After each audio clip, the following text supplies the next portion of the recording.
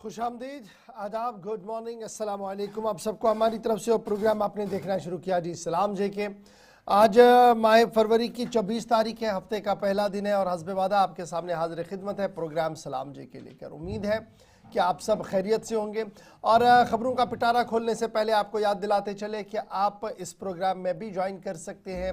9:45 का वक्त होगा जब हमारी फ़ोन लाइन्स खुलेंगी, आप कॉल करेंगे, अपनी आवाज़ को बुलंद करेंगे, मामलात मसाइल को हुकूमत की नज़र रखने की कोशिश करेंगे और आखिरी 10 से 12 मिनट का वक्त होगा जब हम आपकी फ़ोन कॉल्स को शामिल प्रोग्राम करेंगे, इस उम्मीद के साथ कि इदारे आपकी आवाज़ को सुने, मसले और मसाइल का हल निकले।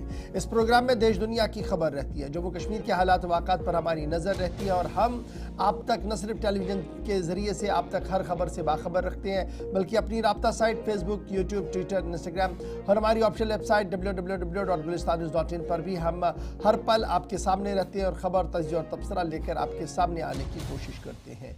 ये वो ज़राया जहाँ पर आप भी हमारे साथ ज्वाइन करते हैं, इनबॉक्स में आकर, मैसेज बॉक्स में आकर आप हमारे साथ राब्ते में रहते हैं और मुझे ये उम्मीद है कि आज भी आप अपना प्यार हमारे साथ बांटेंगे और अपने आसपास मौजूदा सूरत हाल से हमें ज़रूर रूबरू करेंगे। फिलहाल प्रोग्राम का तय फॉर्मेट है और हफ्ते के पहले दिन ज़रा तवारीख की किताब को खंगालते हैं। आज माजी में क्या कुछ हो चुका है, अहम तरीन वाक़ात आपके सामने रखेंगे मेरे साथी आसिफ रशीद।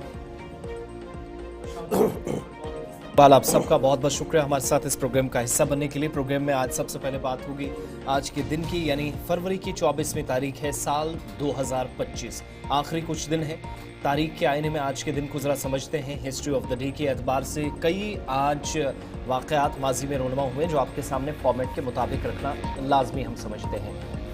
दुनिया के पहले स्वामी नारायण मंदिर का अहमदाबाद में आज के दिन इफ्तिताह हुआ था, 1822 में दिन आज का था।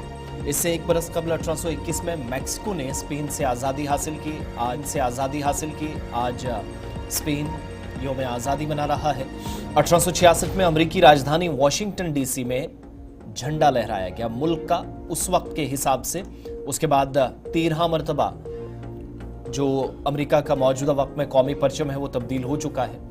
1882 में मुतअद्दिद बीमारियां तब्दील की पहचान आज के दिन हुई टीबी के हवाले से और इस पर आज दिन भर तकरीबात होंगी, थोड़ी देर में उस पर चलेंगे। 1894 दिन आज का निकारागुआ ने आज ही के दिन होंडुरास की राजधानी तेगुल्सका पर बाज़ाब्ता तौर पर कब्जा किया। इसके अलावा 1938 में दुनिया में पहली बार नायलॉन का इस्तेमाल ब्रिस्टल टूथब्रश में किया गया। फरवरी की 24 तारीख दिन आज का था। 1943 में जर्मनी ने अटलांटिक में इत्तेहादियों को शिकस्त दी। 1943 सेकेंड वर्ल्ड वॉर या वो दौर जब दूसरी जंग अजीम से पूरी दुनिया गुजर रही थी। 1969 में मारिनर 6 को मरीख के लिए पहली बार खलाई गाड़ी को रवाना किया गया। 1969 में दिन आज का था। आज से तकरीबन 24 बरस कबल 2001 में पाकिस्तान और भारत से मुतनाज़ा मामलात पर गुफ्तो शनीद के लिए दोनों तरफ से बयानात आए और हम आहंगी का इजहार किया गया। मुत्तफिक हुए कि कोई भी मामला होगा जिसमें जम्मू कश्मीर का मसला भी था, हम आहंगी के साथ, गुफ्तो शनीद के साथ इसको हल किया जाएगा। जंग किसी भी मसले का हल नहीं है, इस लाइन को दोनों ने टच किया। दिन आज का था 1739 में करनाल का जो मुआरका था, जो लड़ाई थी वो आज के दिन हुई थी, जिसमें ईरानी हाकिम नादिर शाह ने बरे सगीर के मुगल शहनशाह मोहम्मद शाह को आज के दिन शिकस्त दी थी। 1948 में तमिलनाडु के साबिक गुजराला जयललिता की पैदाइश हुई। 1948 में आज के दिन उनकी जो समाजी और सियासी खिदमात हैं वो याद की जा रही हैं और जयललिता का इंतकाल 2016 में हुआ था। अपोलो अस्पताल में उन्होंने आखिरी सांस ली थी और आज के दिन भी उनकी खिदमात बिलखुसूस तमिलनाडु के अंदर याद की जाएंगी। और 1924 में आज ही के दिन गज़ल के मशहूर फनकार तलत महमूद की पैदाइश हुई। उनकी अदबी, फिल्मी या बिलखुसूस जो म्यूज़िक की दुनिया से वाबस्ता लोग हैं वो उनकी खिदमात को याद कर रहे हैं। तो हिस्ट्री ऑफ द डे में चंद अहम तरीन वाक़यात और आज चूँकि टीबी के हवाले से भी आलमी दिन या तकरीबात का जब एहतमाम होगा तो मुल्क के मुख्तलिफ हिस्सों के अंदर प्रोग्रामों के ज़रिए इस बात को यकीनी बनाने पर जोर दिया जाएगा कि कैसे काम करने की ज़रूरत है ताकि टीबी से बाहर पूरे मुल्क को बड़ी आसानी के साथ निकाला जा सके।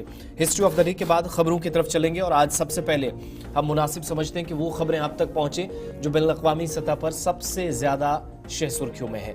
शुरुआत मशरिक़ वस्ता की खबर के साथ, जहां पर सूरत हाल आहिस्ता आहिस्ता बेहतर हो रही थी, लेकिन अगर सीज फायर मुआहिदा खत्म हुआ जो 42 दिन का था, मुख्तलिफ मराहिल में कैदियों की रिहाई होनी थी, वो जिसमें तातुल का शिकार एक बार फिर से बनता दिखाई दे रहा है। ये रुकने पर या कोई खलल पड़ने पर दोबारा से गजा पट्टी के उन लोगों पर मुसीबत आ सकती है जो वापस एक तवील मुद्दत के बाद अपने घरों को एक तबाहकुन इलाके के अंदर वापस लौटे थे। इशफाक, दरअसल मामला तब सामने आया जब इजराइल की तरफ से मजीद कैदियों की जो माहिदे के मुताबिक रिलीज करना था, उनकी रिहाई को यकीनी बनाना था, वो हो नहीं पाया, जिसके बाद हमास की तरफ से भी सख्त मौक़िफ़ इख्तियार किया गया।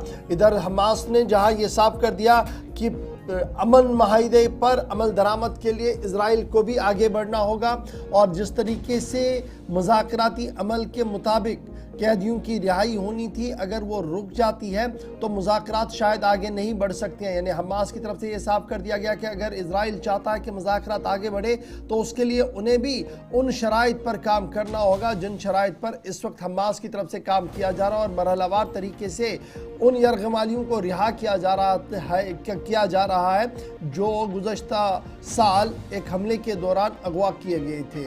और फिल वक्त याद रखिएगा कि कल जब हमास की तरफ से मजीद यरगमालियों की रिहाई को यकीनी बनाया गया, इंटरनेशनल ऑब्जर्वर्स की मौजूदगी में उन्हें सौंप दिया गया, उसके फ़ौरन बाद इजरायली हुकूमत की तरफ से ये बड़ा फैसला लिया गया कि 620 फ़लस्तीनियों को जिनकी रिहाई को यकीनी बनाना था उन्हें फ़िलहाल रोक दिया जाए। ताहम जो ही ये फैसला सामने आया, बेंजामिन नेतन्याहू की हुकूमत की पीठ थपथपाई। वाइट हाउस ने भी यानी अमेरिका की तरफ से इक़दाम जो नेतन्याहू की तरफ से उठाए जा रहे हैं उसकी पीठ थपथपाई, कहा कि हम हर महाज पर और हर मामले पर इजराइल के साथ है। हमास के ओहदेदार हाशिम नईम ने कहा कि इजराइल के साथ सालिसी के जरिए जंगबंदी के मजीद इक़दामात पर मुज़ाकरात उस वक्त तक नहीं होंगे जब तक फ़लस्तीनी कैदियों के मुआहिदे के मुताबिक रिहाई नहीं होती है। वाज़ेह रहे कि हमास ने हफ्ते के रोज़ जंगबंदी मुआहिदे के तहत 6 इजराइलियों यरगमालियों को रिहा किया था, जिसके बदले इजराइल को 600 से ज़ायद फ़लस्तीनी कैदियों की रिहाई को करना था, मगर इजरायली वज़ीर आज़म ने फ़लस्तीनी कैदियों की रिहाई को मौखर कर दिया, जिसके बाद सूरत हाल इंतहाई तशवीशनाक बन चुकी है। इधर नेशनल सिक्योरिटी काउंसिल के तर्जुमान ब्रेन हैग्स की तरफ से भी बयान जारी करते हुए साफ कर दिया गया कि सूरत हाल पर नज़र रखी जा रही है। ताहम वाइट हाउस के बयान आने के बाद इस वक्त खित्ते के अंदर तनाव और कशीदगी जैसी सूरत हाल एक बार फिर बनी हुई है, और हमास की तरफ से भी अपना मौक़िफ़ साफ कर दिया गया कि जब तक उन 623 कैदियों की रिहाई को यकीनी नहीं बनाया जाएगा तब तक मुज़ाकराती अमल पर मज़ीद इक़दामात नहीं किए जाएंगे। तो ये इस वक्त मशरिक़ी वस्ता की अहम तरीन ख़बर है, जहाँ पर अमेरिका का वाइट हाउस इजराइल और बेंजामिन नेतन्याहू के फैसले के पीछे खड़ा हुआ है। हमास का मानना है कि जो इंटरनेशनल कवानीन के तहत मुज़ाकरात चल रहे हैं उसके तहत इजरायली हुकूमत को काम करना होगा, और इजरायली हुकूमत की तरफ से फ़िलहाल मज़ीद कैदियों की रिहाई पर रोक लगाने का ऐलान कर दिया गया है। बात हमास और इस वक्त जो मशरिक़ी वस्ता की है वो आपके सामने रखने की कोशिश की जा रही है। चलिए आगे बढ़ते हैं। बात इजराइल डिफेंस फोर्सेस की हो रही है, तो हिकमत अमली ऐसे तरतीब दी जा रही है उन इलाकों में जहां पर IDF अभी तक नहीं थी, उन इलाकों में भी इजराइल की अफवाज रफ्ता रफ्ता ही सही कब्जा करती चली जा रही है। इनमें जनीन का एक रेफ्यूजी कैंप जिस पर मुसलसल हमले होते रहे, लेकिन इस इलाके के अंदर नक्लो हमल का आगाज इजराइल की जानिब से शुरू कर दिया गया है। मगरबी किनारे पर अब तक शहर जनीन जो एक तरह से कब्जे से बचा हुआ था, उस इलाके पर IDF का कब्जा आहिस्ता आहिस्ता होना शुरू हो गया है। कशीदगी बढ़ने का इम्कान है क्योंकि फ़लस्तीनी मीडिया की जानिब से जो वीडियोस या तस्वीर जारी की गई हैं उसमें कहा गया कि 3 इजरायली टैंकों को मकबूजा मगरबी किनारे के शहर जनीन में दाखिल होते हुए देखा जा सकता है। इजरायली नशरियाती इदारे कान के मुताबिक टैंकों की तैनाती शुमाली मगरबी किनारे में फौजी कार्रवाइयों में तोसी की तैयारियों का हिस्सा है, यानी कब्जा मजीद इलाकों पर हो इसकी पहली ये कड़ी है। और 2002 के बाद ये पहला मौका होगा जब इजरायली फौज ने मगरबी किनारे में टैंक तैनात किए हैं, और इससे कबल ये तैनाती ऑपरेशन डिफेंसिव शील्ड के दौरान की गई थी साल 2001 से पहले। दूसरी जानिब इजरायली वज़ीर दिफा इजराइल कांटर ने यह हिदायत दी है कि इजरायली फौज कम अज कम अगले 1 साल तक मगरबी किनारे के फलस्तीनी पनाह गुज़ीन कैंपों में मौजूद रहेगी। गुज़श्ता दिनों इन कैंपों को निशाना भी बनाया गया। साथ साथ कुछ खबरसां इदारे इस बात की तरफ भी इशारा करके तस्दीक कर रहे हैं कि इजरायली फौज गुज़श्ता माह से मगरबी किनारे में फौजी कार्रवाइयां कर रही हैं, जिसमें कम से कम 60 से ज्यादा फलस्तीनी शहीद और तकरीबन 40,000 फलस्तीनी बेघर हो चुके हैं। और इजरायली वज़ीर दिफा ने यह भी कहा कि बेघर फलस्तीनियों को वापस नहीं आने दिया जाएगा, यानी सख्त पॉलिसी है। एक तरफ वो लोग जो घर बार छोड़ गए उनको वापसी का कोई मौका ना दिया जाए, रास्ते बंद किए जाएं, एक वो कोशिश, और दूसरी जानिब ये कि मजीद इलाकों पर कब्जा हो। जेनिन शहर जो 2002 के बाद, जैसे मैंने पहले कहा कि डिफेंसिव शील्ड नाम का एक ऑपरेशन 2002 में हुआ था, उसके बाद इस इलाके को मुकम्मल तौर पर आईडीएफ से पाक कर लिया गया था, लेकिन रफ्ता रफ्ता इस इलाके पर दोबारा मुतलकीन या जो आईडीएफ है वो कब्जा करना शुरू हो गए हैं और इससे सूरत हाल मजीद अबतर होती दिखाई दे रही है। ऐसी सूरत हाल बन रही है। ये मशरक़ी वस्ता या दुनिया के अंदर होने वाली पेशरफ्त का ताज़ा तरीन सूरत हाल आपके सामने थी। अब जरा मकामी खबरों की तरफ आते हैं और उसके बाद दीगर कुछ मौज़ूआत भी इस प्रोग्राम का हिस्सा रहेंगे। बात जरा मौसम की सबसे पहले कर लेते हैं। मुख्तलिफ इलाकों में इस हफ्ते लोग घरों से निकलेंगे। रख्ते सफर बांधने से कबल उनका प्लान 1 हफ्ते का 1.5 हफ्ते का बनेगा, लेकिन ये भी जान लीजिएगा कि शुमाली भारत में एक बार फिर से मौसमियाती तब्दीली का असर होगा।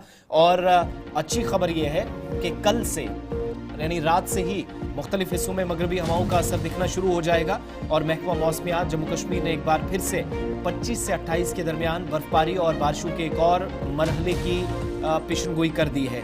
आज और कल ज्यादा इतनी कोई तब्दीली नहीं होगी और गुज़श्ता रोज भी इसी तरीके से हमने देखा मौसम बेशतर हिस्सों के अंदर खुश्क रहा। कुछ एक इलाकों में जहां मतला अबरालूद था, लेकिन डायरेक्टर महकमा मौसमियात मुख्तार अहमद की जानिब से इस बात की तस्दीक की गई कि 23-24 की इस खुश्की के बाद 25, 26, 27 और 28 को मुख्तलिफ हिस्सों में हल्की बारिश, दरमियाना दर्जे की बर्फबारी अलग अलग मकामात पर होगी, बिखरे हुए मकामात पर। और ये किसी एक खित्ते के अंदर नहीं, दोनों प्रोविंसेस में जम्मू और कश्मीर सुबह इन 3 से 4 दिनों के ये जो पीरियड है उससे गुजरेंगे। साथ साथ मुतलकीन को भी इस सिलसिले में आगाह साथ साथ किया जाता है।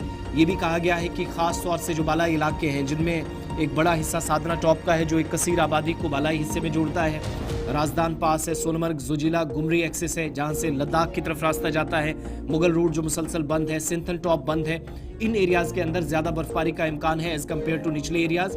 इसके अलावा जो लोग सियाहत के मकसद से वादी कश्मीर जाएंगे, सफ़र करना है या टूरिस्ट जाएंगे, उन लोगों को और इसके अलावा काश्तकार जो हैं उनको भी 1-2 दिनों के लिए कहा गया है कि ये जो मरहला 3 से 4 दिनों का बर्फबारी और बारिशों का गुजरेगा 25 से 28 के दरमियान, इसमें किसी भी तरीके से ज़री सरगर्मियां ना हो, इस बात का खास ख्याल रखा जाए और एहतियात बरतने की ताकीद की गई है। उम्मीद लगाई जा रही है कि एक बार फिर मौसम का मिजाज बदल सकता है। 25 तारीख, 26 तारीख, 23 से लेकर 24 तारीख तक, और फिर इतलात और ख़बर यह है कि 25 से 28 के दरमियान मतलब आलूद रहेगा, बूंदाबांदी भी होगी, बाला इलाकों के अंदर बर्फबारी का भी इम्कान है। ताम अगर ये हल्की बर्फबारी होगी, लेकिन मौसम का मिजाज जो है वो थोड़ा सा यहाँ पर बदलता हुआ आपको ज़रूर नजर आएगा। ये तो थी बात बदलते मौसम की, लेकिन बदलते मौसम के साथ साथ ज़रा सियासी मौसम की भी आपको बात बताते चले। बजट का इजलास है, लेकिन उससे कबल हुकूमती इदारे मुतहरिक हो रहे हैं और उमर अब्दुल्ला वाली हुकूमत बेरोजगारों को रोजगार फराहम करने के लिए कमर कस चुकी है। इतलात और खबरों के मुताबिक तमाम एडमिनिस्ट्रेटिव सेक्रेटरीज के साथ मशावरतों और मीटिंगों का सिलसिला तेज किया गया है और खाली पड़ी असामियों पर तेज रफ्तारी के साथ भर्ती अमल को तेज किया जाए। और इस ज़िमन में कल अहम तरीन इजलास सिविल सेक्रेटरीट के अंदर मुनक्किद होने जा रहा है, जिसमें नए ज़ाब्तों के तहत या नए मामलात के तहत कार्रवाई को आगे बढ़ाया जाएगा और खाली पड़ी असामियों को किस तरीके से पुर किया जाए उस ज़िमन में हिकमत अमली को तरतीब दिया गया है। कल के अहम तरीन इजलास में जहाँ पर खाली पड़ी असामियाँ जो मुख्तलिफ महकमों के अंदर हैं उन्हें पुर करने के हवाले से हिकमत अमली को तरतीब दिया जाएगा। और इस ज़िमन में जो commissioner secretary general administrative department है वो इस इजलास की सदारत करेंगे, जिसके फौरन बाद एक डिटेल रिपोर्ट वज़ीर आला उमर अब्दुल्ला के दफ्तर को भेज दी जाएगी कि किस महकमे के अंदर कितनी असामियाँ खाली पड़ी है, सर्विस सिलेक्शन बोर्ड या पब्लिक सर्विस कमीशन को कितनी भेजी गई है, बाकी मानदा क्लास 4 क्लास 3 की जो असामियाँ हैं उन्हें किस तरीके से पूर्ण किया जाए। एक डिटेल प्रेजेंटेशन जो है वो उमर अब्दुल्ला के सामने भी रखी जा सकती है। इब्तिदाई खबरों के मुताबिक सिविल सेक्रेटरीट के अंदर service selection board, public service commission के नुमाइंदों को भी तलब किया गया है ताकि एक हमजहत जो है वो हिकमत अमली को तरतीब दिया जाए। और ये जो लाखों वैकेंसियों के खाली होने की खबरें गश्त कर रही है, किस हद तक ये सही है और क्या कुछ किया जा सकता है, इस ज़िमन में हिकमत अमली को तरतीब देने के लिए आला सतही इजलास कल होगा। और इतलात और ख़बरों के मुताबिक यही इजलास एक फाउंडेशन रखेगा उस बजट के दौरान बड़े ऐलान का जो तवक्को की जा रही है कि उमर अब्दुल्ला जिस दिन बजट अपना पेश करेंगे जम्मू कश्मीर के अंदर, उस दिन बेरोजगारों के लिए खास सौगात भी हो सकती है। चलिए जनाब, रियासत के वजीर आला का ऐलान कब होगा? फिलहाल कल सबकी नजरें रहेंगी इस अहम तरीन इजलास पर, जहां पर खाली पड़ी असामियों के हवाले से तफसीलात और उन्हें पुर करने के हवाले से हिकमत अमली को तरतीब दिया जाएगा। यहाँ पर तरतीब के हिसाब से हमें रुकना होगा एक छोटे से वक्फे के लिए। वक्फे के उस पार आएंगे तो मौसमियाती तब्दीली का बुरा असर गुज़श्ता एक साल के दौरान हमने हल्का हल्का देखा था, लेकिन नए साल के दौरान इसका सबसे वर्स्ट असर हमने गुज़श्ता दिनों से देखना शुरू हुआ है। लेकिन इस बीच इतला यह है कि अब मौसमियाती महकमे की पेशनगोइयों के मुताबिक आगे का कदम उठाया गया है। पूरी जम्मू कश्मीर के अंदर ग्रीन रेवोल्यूशन होगा क्या, उस पर बात करेंगे। ममनुआ तंजीम जमात इस्लामिया ने करवट बदली है, ये करवट क्या रंग ला सकती है, इस पर भी गुफ्तगू करेंगे। आगे बढ़ेंगे तो आपको बताएंगे कि गुलमर्ग में विंटर गेम्स पर एक बड़ा सवाल है, और जब आप अस्पतालों का रुख करते हैं तो क्यों बीमार और तीमारदार परेशान है, और हुकूमत के सामने ये कितना बड़ा चैलेंज है। छोटे से ब्रेक के बाद हाजिर होते हैं।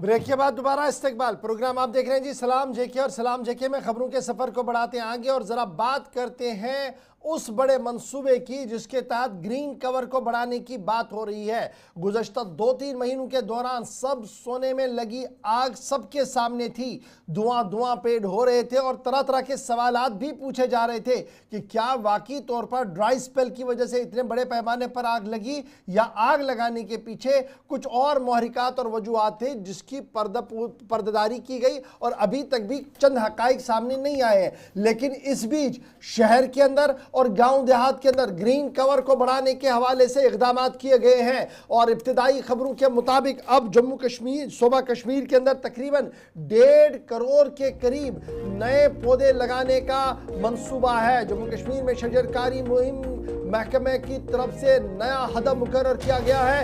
मार्च 2025 तक 1.50 लाख पेड़ यानी 1.1 करोड़ के आसपास पेड़ लगाने का मंसूबा तरतीब दिया गया है और सोशल फॉरेस्ट्री डिपार्टमेंट इस जिम्मन में मुतहरिक हो गया है। जम्मू कश्मीर के अंदर फॉरेस्ट डिपार्टमेंट कवर को बढ़ाने के हवाले से फिलहाल ये 1.5 करोड़ के आसपास नए पौधे जो हैं वो मार्च के आखिर तक ही लगाए जाएंगे, क्योंकि मार्च के एंडिंग तक ही हमारे पास सीजन है और यही सीजन देखते हुए मुख्तलिफ जिलों के अंदर, तहसीलों के अंदर और ब्लॉक्स के अंदर खुसूसी तरबियती मुहिम और खुसूसी शजरकारी मुहिम को आगे बढ़ाने की कोशिशें भी की जा रही है। Chief principal conservator of forest PCCF की तरफ से ये साफ कर दिया गया है कि ये इनिशिएटिव दरअसल इसलिए बड़ा इंपॉर्टेंट है क्योंकि एक तरफ से ग्लोबल वार्मिंग है, दूसरी तरफ से बहुत सारी जमीन ऐसी है जो अभी भी खाली है जो फॉरेस्ट के एरिया में है। तो ये नई फॉरेस्ट्रेशन जो है, ये प्लांटेशन ड्राइव जो है वो शुरू कर दी गई है और इनिशियली ये ओमपोरा का जो फॉरेस्ट डिवीजन है, ST फॉरेस्ट डिवीजन है, वहां पर इस पर पौधा लगाने के साथ ही इफ्तिताह किया गया, जिसके बाद माना जा रहा है कि अब अगले महीने के आखिर तक 31 मार्च तक तमाम मकामात पर छोटी बड़ी तकरीबात का एहतमाम होगा और कुछ तकरीबात में रियासत के वज़ीर आला, रियासत के वज़ीर आला साहब के एडवाइज़र और मुख्तलिफ वज़रा भी इस तकरीब का हिस्सा बनते हुए नजर आएंगे और इस तरीके से एक वसी और जामिया प्रोग्राम को तरतीब दिया गया है महकमा हाजा की तरफ से। इस बीच मौरिखीन और खबर निगारों का यह भी मानना है कि हर साल अगर 1.5 करोड़ के करीब पौधे लगाए जाते हैं, लेकिन अभी तक भी यह अदाद शुमार सामने नहीं आया कि हर साल 1.5 करोड़ का हदफ मुकर्रर करने के साथ साथ कितने पौधे ऐसे हैं जो एक साल के दौरान बड़े हैं या कितने ऐसे हैं जो ख़राब हुए हैं तो वजूहात क्या है और अगर सही तरीके से चल रहे हैं तो मज़ीद कितने लगाने की ज़रूरत है। स्पेस, एरिया ऑफ स्पेस को आइडेंटिफाई किया जाए और दीगर चीज़ों को भी आइडेंटिफाई किया जाएगा। इस बीच फॉरेस्ट डिपार्टमेंट ने साफ कर दिया कि अब की बार अकेले नहीं सोशल फॉरेस्ट्री बल्कि उनके साथ रज़ाकारों की तंजीमें, वो रज़ाकार और मुख्तलिफ NGOs की तंजीमें जो है वो इस मिशन के साथ जुड़ी हुई और 1.5 करोड़ का हदफ मार्च 31 तक मुकम्मल कर दिया जाएगा। तो इस नए टारगेट के मुताबिक सरकार उन एरियाज को कवर करना चाह रही है, नए एरियाज पर फोकस है जहां पर बाज़ाब्ता तौर पर सबसे ज़्यादा नुकसान माजी करीब में हुआ या हालिया वाक़यात के दौरान। तो इस चीज़ का ख्याल रखते हुए सरकार मज़ीद आगे बढ़ रही है। ये तो सिविल इदारों की या ज़िम्मेदारान की बात थी, लेकिन बात ज़रा पुलिस महकमे की भी करते हैं। जम्मू कश्मीर के अंदर आप सब जानते हैं कि जम्मू कश्मीर पुलिस ने एक नया तरीका अपनाया था जिसमें कहा गया था कि डिजिटलाइजेशन के तहत भी अब इक़दाम होंगे और कोई अगर व्हाट्सएप के ज़रिए या जो पुलिस की तरफ से हेल्पलाइन नंबर्स भी जारी किए गए थे उन पर कोई शिकायत दर्ज करता है तो वहाँ शिकायत की बुनियाद पर तहकीकात होगी और अगर इल्ज़ामात दुरुस्त पाए जाते हैं तो बाज़ाब्ता तौर पर मुकदमा भी दर्ज होगा, FIR भी होगी। और जम्मू कश्मीर के अंदर शुमाली कश्मीर में ऐसी पहली शिकायत जिसका संजीदा नोटिस लेते हुए पुलिस ने पहली FIR जो है भारतीय न्याय सुरक्षा संहिता या BNSS के तहत दर्ज की है, जहां पर इल्जाम यह था कि जिस्मानी तौर पर एक शख्स पर हमला किया गया था जिसने व्हाट्सएप के जरिए पुलिस में शिकायत की थी। उसका संजीदा नोटिस लिया गया और ये पहली FIR दर्ज हुई है डिजिटाइजेशन के इस प्रोसेस के तहत।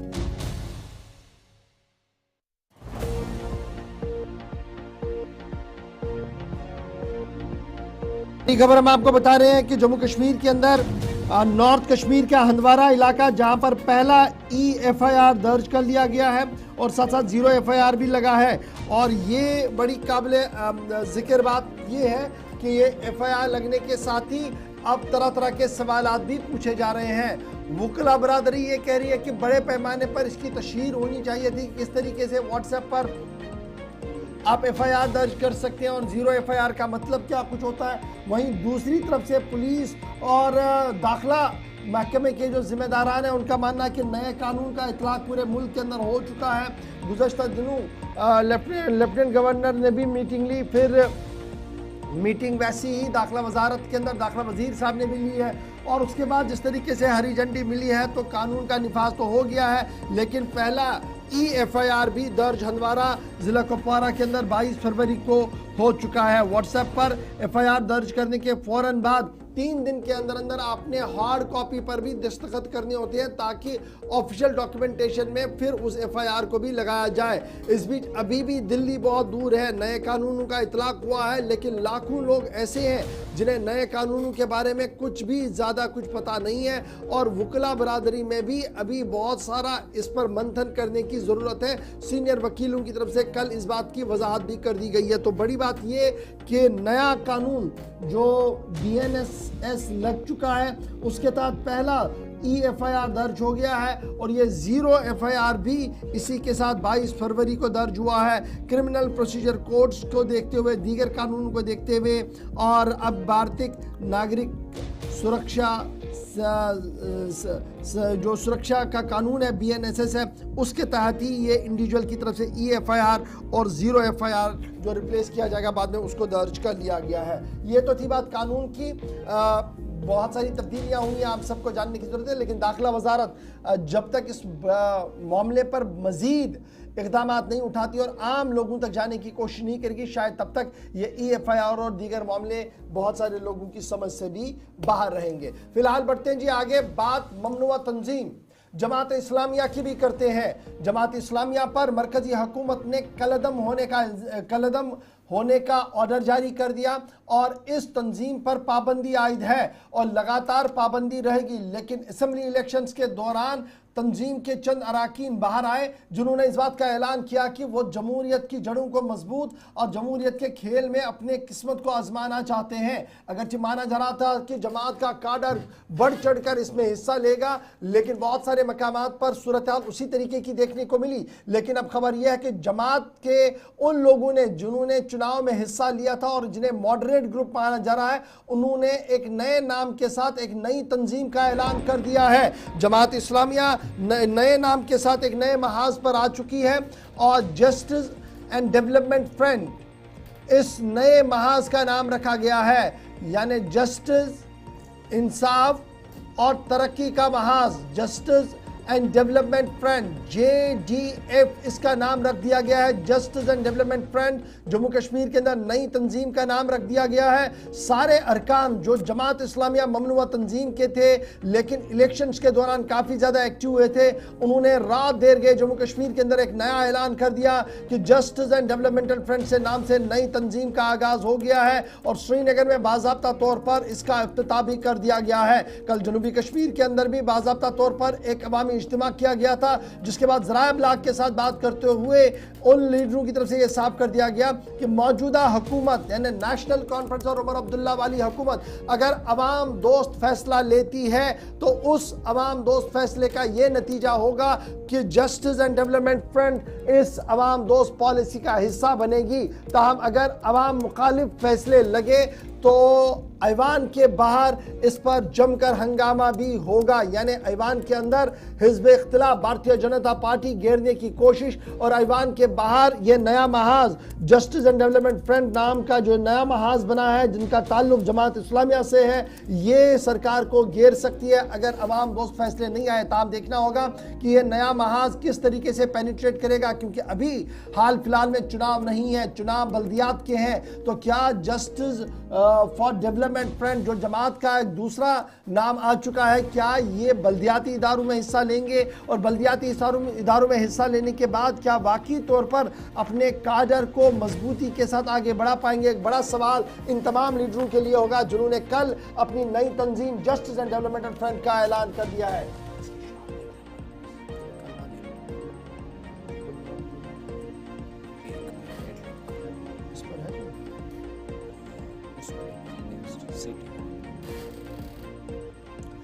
चलिए जनाब, जस्टिस एंड डेवलपमेंट फ्रंट की खबर के बाद जरा एक और इंसाफ की बात करते हैं। और इंसाफ का तकाजा ये है कि हुकूमत हर शहरी को सेहत के बुनियादी ढांचा दे, यानी सेहत शोबे को इतना मजबूत करे कि हर फर्द इससे मुस्तफीद हो और हर बीमार को इसका फ़ायदा हो। लेकिन जम्मू कश्मीर के अंदर सूरत हाल हर दिन गुजरने के साथ मजीद अबतर ही हो रही है। जहां लेफ्टिनेंट गवर्नर इंतजामिया पर पहले ये इल्ज़ाम था कि अवामी आरा को नज़रअंदाज किया जा रहा है, वहीं पर मौजूदा हुकूमत के पिटारे के अंदर कुछ नहीं है और बार बार इसका हवाला देते हुए खामोश कराने की कोशिश भी की जा रही है। लेकिन जम्मू कश्मीर के अंदर सूरत हाल ये है कि यहाँ के अस्पतालों का निज़ाम खुदा ही हाफिज है और सबसे अहम तरीन मशीन CT स्कैन, जिसका होना आज के दिन में इंतहाई अहम है। आउटडेटेड मशीनें आज भी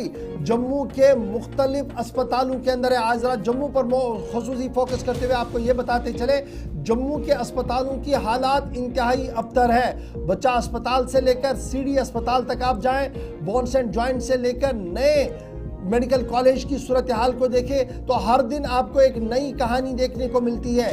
हर दिन आपको इस तरीके की इतलात और खबर मिल रही है कि हुकूमती दावे अपनी जगह, लेकिन बुनियादी ढांचे को मजबूत, मुस्तहकम और फॉरएवर बनाने के लिए अमली इकदाम जो करने चाहिए थे वो नहीं है। फिलहाल आज बात सबसे बड़ी CT मशीन की करते हैं, यानी CT स्कैन मशीन की करते हैं, जो साल 2012 में खरीदी गई। एज पर एग्रीमेंट 10 से 12 सालों के दौरान इसका पूरा सिस्टम मुकम्मल हो जाता है, एडवांस मेंटेनेंस और दीगर चीज़ें ख़त्म हो जाती हैं।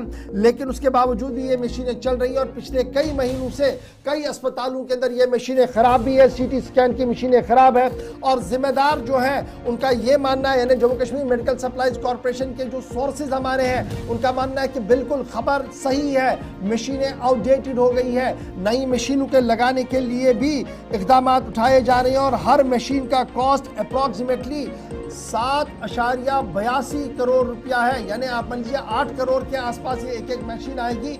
लेकिन पहली मशीन जो लग सकती है वो मई जून के दौरान लग सकती है। यानी पहली जो हम पार्ट खबर का था कि CT स्कैन मशीनें नहीं है, उसकी तस्दीक उस खबर से हुई जब हमारे नुमाइंदे, हमारे सोर्सेज ने यह कहा कि मई और जून 2025 तक सूरत हाल थोड़ी सी एक आधे अस्पताल में बेहतर हो सकती है। शिल्पा शर्मा हमारे साथ है। शिल्पा, अस्पतालों की हालात खराब है, हुकूमत के दावे लगातार ये है कि हम हिफ्ज़ान सेहत पर भी नजर रख रहे हैं और सेहत शोबे की अपनी सेहत को बेहतर बनाने के लिए डॉक्टरों की तैनाती और दीगर अमले की तैनाती भी की जा रही है। जम्मू प्रोविंस के अंदर और जम्मू डिस्ट्रिक्ट के अंदर जो सूरत हाल है वो इंतहाई तशवीशनाक और स्पेशली जिसका जिक्र हम अभी कर रहे हैं CT स्कैन मशीन्स का। जी बिल्कुल, देखिए जम्मू के सरकारी मेडिकल कॉलेज और इनके साथ जुड़े हुए जो अस्पताल है, Shalamar hospital, super speciality hospital और साथ ही साथ हॉस्पिटल, जहां पर इस समय CT स्कैन मशीन पूरी तरीके से खराब है, यानी कि ब्रेकडाउन हो चुकी है, आउटडेटेड हो चुकी है, जिस प्रकार से आपने कहा कि ऑब्सोलीट हो चुकी है। देखिए 2012 में इस मशीन को इंस्टॉल किया गया था और जो वारंटी दी गई थी कि 5 साल जो है इस मशीन की वारंटी दी गई थी, लेकिन 5 साल जो है वो और इस मशीन को जो है वो रिपेयर करवाया गया। लेकिन फिर कंपनी के द्वारा ये साफ तौर पर कहा गया कि अब ये जो है वो रिपेयर नहीं होगी। इस समय आप देखिए जो मरीज वहां पर पहुंच रहे हैं मेडिकल डायग्नोस्टिक करवाने के लिए, उन्हें काफी ज्यादा परेशानियों का सामना करना पड़ रहा है। एक तो जो सुविधा, जो सर्विस CT स्कैन मशीन यानी कि उपलब्ध करवाती है, वहां पर सर्विस जो है वो नहीं मिल पा रही है। और वहीं पर अगर मैं बात करूं तो एक्सेस जो जम्मू हॉस्पिटल है, वहां पर 3 महीने से नॉन फंक्शनल यानी कि बिल्कुल भी मशीन नहीं चल रही है, जिसका पूरा ओवरलोड जो है वो बोन एंड जॉइंट हॉस्पिटल में पड़ रहा है। तो इस समय मरीज काफी समस्याओं से गुजर रहा है। देखिए इसको लेकर जो है वो जम्मू के principal GMC doctor Ashutosh Gupta को भी अवगत करवाया गया और डॉक्टर गुप्ता ने जो है वो MD JK MSTL के जो MD है कपिल शर्मा, उनसे बातचीत की और उन्होंने कहा कि फंड ना होने के कारण डिले किया जा रहा है, यानी कि जब तक फंड्स नहीं आते हैं तब तक ये डिले रहेगा। और उन्होंने ये भी कहा कि मशीन जो है वो फाइनलाइज की गई है, जिस प्रकार से आपने लागत बताई है 7.8 करोड़ की लागत से जो है वो मशीन को लाया जाएगा। और ये बताया गया है कि अगले महीने 2 मशीन का ऑर्डर दिया जाएगा और उसके बाद मई और जून 2025 में मशीन जो है वो लाई जाएगी। इस मशीन की अगर मैं बात करूं जो इस समय आउटडेटेड हो चुकी है, देखिए एडमिनिस्ट्रेशन, जम्मू हॉस्पिटल एडमिनिस्ट्रेशन के द्वारा इन मशीनों को जो लोकल वेंडर्स है वहां पर भी रिपेयर करवाने की कोशिश की, लेकिन आप देखिए इस समय काफी ज्यादा पुरानी हो चुकी है, ब्रेक डाउन हो चुकी है, यानी कि पूरी तरीके से खराब हो चुकी है, लेकिन फिर भी इसका सहारा लेके सीटी स्कैन जो है वो करवाया जा रहा है और पेशेंट्स को इस समय काफी ज्यादा परेशानी आ रही है। तो क्या यही ऑल्टरनेट इन बड़े सरकारी अस्पतालों में, पर्टिकुलरली जो जीएमसी एसोसिएटेड हॉस्पिटल्स हैं, जिन पर एम्स से अगरचे थोड़ा सा दबाव कम हुआ है, लेकिन इसके बावजूद भी 8 से 10 डिस्ट्रिक्ट्स की जो पब्लिक है, लोग सफ़र तो करते हैं, वो इन बड़े अस्पतालों पर निर्भर हैं, तो ये ऑल्टरनेट बेसिस पर ये कहें कि काम चलाया जा रहा है? जी बिल्कुल, देखिए ऑल्टरनेट बेसिस पे ही काम चलाया जा रहा है, क्योंकि दूर दराज इलाके से लोग यहाँ पर पहुंचते हैं और जब उन्हें देरी लगती है, ऐसा लगता है मरीज जो है इनकी इमरजेंसी है, तो वो कहीं ना कहीं प्राइवेट की तरफ जो है वो रुख करना शुरू कर देते हैं। तो इस समय कहीं ना कहीं इस मशीनों को ऑल्टरनेट के बेसिस पर ही जो है इस समय इस्तेमाल किया जा रहा है। बहुत बहुत शुक्रिया। शिल्पा शर्मा हमारे साथ ज्वाइन की हुई थी, बता रही थी कि कोई एक अस्पताल नहीं है, तकरीबन जो जीएमसी या एसोसिएटेड हॉस्पिटल्स में मैक्सिमम जगहों पर हमने खुद भी मुशाहिदा किया, सूरत हाल ऐसी पाई, और जहाँ जहाँ जो जदीद किस्म के आलात हैं, परेशानी बेसिकली यही है जिसका वज़ीर आला ने भी पिछले दिनों इशारा किया था कि सरकारी ख़जाने खाली हैं, तो उसका असर बाहर रास्त पड़ रहा है। वहाँ पर अफसरान को भी अगर आप जिम्मेदार ठहराएंगे तो शायद वो भी सही नहीं, जब तक टॉप लेवल पर कुछ मज़ीद ना हो, और बजट में भी उतार चढ़ाव या कमियां शायद परेशानी का सबब बन रही हैं। बहरहाल एक और बड़ा इवेंट ज़रा उसकी तरफ रुख करते हैं जिसकी तैयारियां चल रही थी, लेकिन इंतज़ामी सतह पर या कौमी सतह पर आप कहेंगे सबसे बड़ा झटका था, क्योंकि पहला मरहला बुरी तरह खेलो इंडिया का या सरमाई खेलों का मुतासिर हुआ।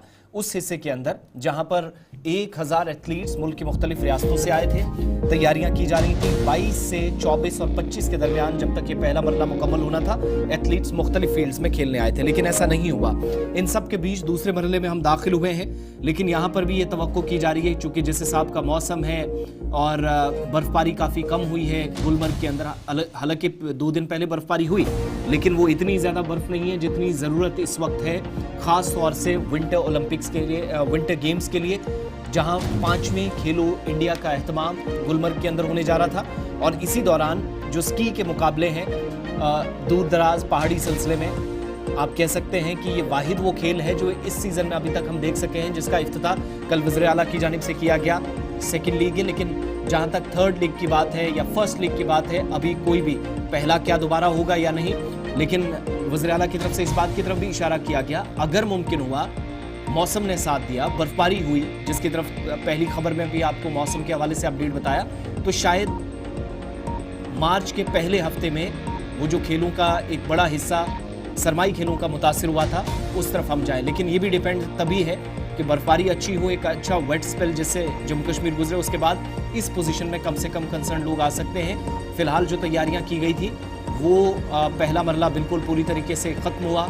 सेकंड फेज में जहां स्की का आगाज़ किया गया, जिसमें खुद चीफ मिनिस्टर कल नजर आए, और इस दौरान जो खिलाड़ी स्की के लिए स्की में शिरकत करने के लिए या स्की का हिस्सा बनेंगे, उनके लिए हेलीकॉप्टर सर्विस का भी आगाज़ किया गया। लेकिन असल बात ये कि 5th एडिशन जो खेलो इंडिया का होना था वो बुरी तरह मुतासिर, पहला मरला हो चुका है। अब मार्च के पहले हफ्ते तक क्या होगा, मौसम कैसा रहेगा, इस बात पर चीज़ें इन्हिसार करेंगी। इशफाक डार भी हमारे साथ ज्वाइन किए हैं, इशफाक डार भी हमारे साथ इस वक्त ज्वाइन किए हुए हैं। इशफाक, कल जो हमने देखा कि एक छोटा सा हिस्सा आप कह सकते हैं विंटर गेम्स का, जिसमें चीफ मिनिस्टर भी थे खुद, लेकिन वो जो असल मरहला था जो 22 तारीख के बाद होना था वह ना होना, अगले 1, 1.5 या 2 हफ्तों में क्या एक्सपेक्ट करें? किसी भी तरीके से पॉसिबल है, अगर मौसम ने साथ दिया तो शायद गेम्स की तरफ जाएं, और वो जो खिलाड़ी गुलमर्ग पहुंचे थे उनका क्या? देखिए आसिफ जी, अगर हम इस खेल के हवाले से बात करेंगे, जो खेलो इंडिया का 5वां एडिशन जो गुलमर्ग में होना था, अगर जो उसके डेट्स जो है स्पोर्ट्स काउंसिल ने मौके कराए थे, क्योंकि गुलमर्ग के बाउल की अगर बात करेंगे वहां पर काफी बर्फ कम है जिसपे स्कीइंग नहीं हो सकती है। और अगर हम अपर रोड की पहाड़ी की बात करेंगे, जहाँ 2 रोज पहले भी हल्की सी बर्फबारी 7-8 इंची बर्फबारी हुई है, उसके बाद में कल जाके जो यहाँ पर एक इवेंट हुआ स्कीइंग का इवेंट, तो उसी में वजीर आला साहब ने ये कहा है कि सवाल के दौरान ये कहा कि यहाँ पर जो अगर मजीद बर्फबारी होती है तो मार्च के पहले हफ्ते में यहाँ पर एक रिव्यू लिया जाएगा और दोबारा से डेट्स तय किए जाएंगे। लेकिन जिस तरह से यहाँ पर अभी बर्फ है, तो मुझे नहीं लग रहा है कि यहाँ पर अभी जो इन खेलों का आगाज होगा। और निजी यहाँ लोग भी ये सवाल उठाते हैं कि अगर निजी सतह पे ये छोटे मोटे इवेंट्स किए जाते हैं तो खेलो इंडिया उस वक्त क्यों नहीं हुआ जब यहाँ पर टेक्निकल टीम ने ये फैसला लिया कि यहाँ पर ये नहीं हो सकता है, और बाकी सारे इवेंट्स तो होते हैं। लेकिन अब सबकी नजरें हैं, अगर यहाँ पर मौके में मुश्तमिल वजारत ने भी कहा कि आने वाले दिनों में पहाड़ी इलाकों में भारी बर्फबारी हो सकती है। अगर दोबारा से बर्फबारी होती है तो मुमकिन है कि गुलमर्ग की पहाड़ी पर 2 फुट के करीब अगर बर्फबारी होती तो ये गेम जो है दोबारा से हो सकते हैं।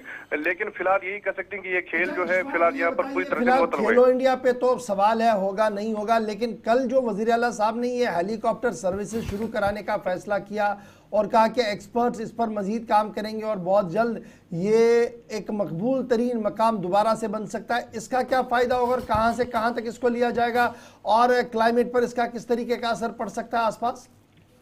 गौर साहब, अगरचे हम ये हिली स्की की बात करेंगे, ये ज्यादातर फार्मर्स के लिए जो है फायदेमंद साबित होती थी, क्योंकि गुज़श्ता साल भी देखा यह गया कि जब पूरी तरह से गुलमर्ग के बाउल में फरवरी तक भी बर्फबारी नहीं हुई तो एक मकामी नौजवान जो है जिसका नाम अब्दुल मजीद बख्शी है, जिसे बिला बख्शी के नाम से जाना जाता है, फॉरेनर्स में ज्यादातर इसका जो है अपना एक ग्राउंड है और बहुत सारे फॉरेनर्स के साथ जुड़े रहते हैं, तो उनको लाने के लिए और गुलमर्ग की अफरोड की पहाड़ी पर और सनशेख की पहाड़ी पर क्योंकि काफी सारी बर्फ है, वहां पर फॉरेनर्स की सिक्योर्स को ले जाने के लिए एक तो इसका अपना बिजनेस भी चलता है, दूसरा इसको यहाँ पर मुतारिफ भी किया गया है। और अगर ये भी देखा जाए कि अब सयाह जो है, ये भी कहा गया है कल सीएम की तरफ से कि सयाह साल भर जो है यहाँ पर अफरोड की पहाड़ी पर और दूसरी जो पहाड़ियां हैं यहाँ पर इसके जरिए राइड कर सकते हैं, लेकिन उतना बर्फ अभी नहीं है। लेकिन अगर जो फॉरेनर स्कीयर्स हैं जिनकी तादाद अभी काफी कम है वो तो आ सकते हैं और हिली स्की का वहां लुत्फ ले सकते हैं।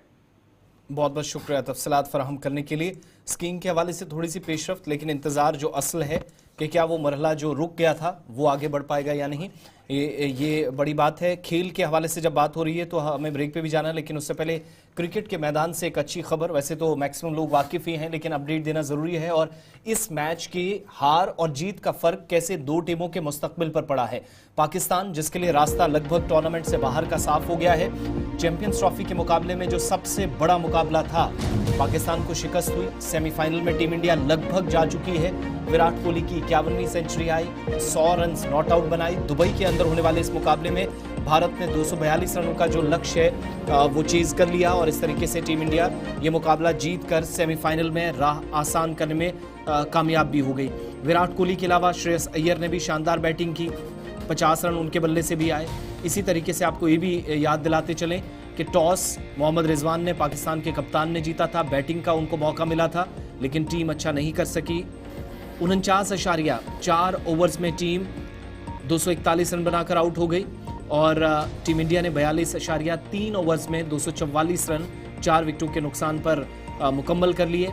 पाकिस्तान 1996 में जहां आखिरी मरतबा वर्ल्ड कप हुआ था, उसके बाद ये पहला मौका था कि वो होस्ट नेशन के तौर पर शिरकत कर रहा था, लेकिन शायद ये अंदाज़ा बहुत कम लोगों को था कि टीम पाकिस्तान के लिए जो मेज़बानी कर रहा है, जो होस्ट है, सिर्फ 4 दिनों के अंदर उसका टूर्नामेंट खत्म हो जाएगा। 19 तारीख को शुरुआत हुई, पहला मुकाबला न्यूजीलैंड से हारा और देर रात टीम इंडिया से दुबई के इंटरनेशनल मैदान में हारे। टीम इंडिया का अगला मैच 2 मार्च को न्यूजीलैंड के साथ होगा। इधर बांग्लादेश अगर हार खाता है तो वो जो फॉर्मूला बनता है कि किसके नंबर्स कम किसके ज़्यादा, पाकिस्तान उस पर डिपेंड करेगा। इन सब के बीच में 30,000 से ज़्यादा दर्शक, 30,000 से ज़्यादा स्पेक्टेटर्स या जो शायकीन थे वो विराट कोहली और कंपनी को या दूसरी तरफ मोहम्मद रिजवान एंड कंपनी को देखने आए थे।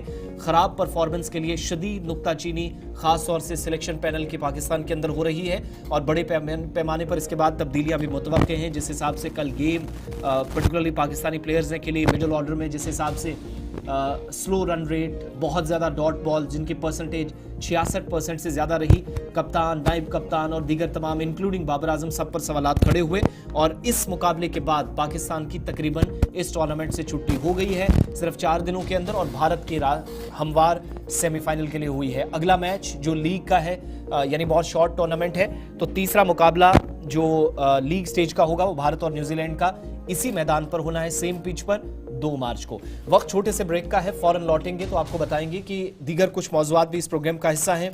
जिन उम्मीदवारों ने इम्तिहान में हिस्सा लिया JKPSC के तहत जो मुनक्किद कराए गए उस पर बात करेंगे।